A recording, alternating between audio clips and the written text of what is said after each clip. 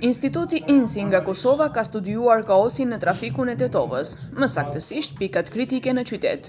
Për këtë përgatiti një studim mobiliteti, ndërsa ky institut njëkohësisht është duke përgatitur edhe planin e përgjithshëm urbanistik.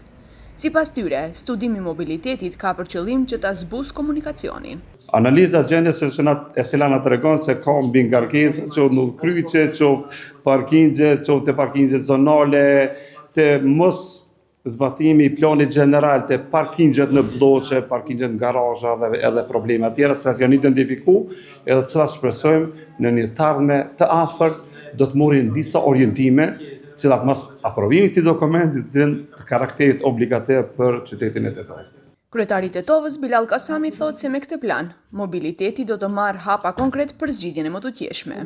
Ajo që është me rëndësi që jemi në fazën e parë ku sot u prezantuan gjetjet të cilat kanë dalë nga gjithë kjo analizë fillestare, me të cilat në fakt ne jetojmë, por kjo është me numra dhe me statistikat të cilat kanë dalë nga analiza e deritanishme bazuar në metodologjinë shkencore apo në software-et më moderne të cilat ekzistojnë.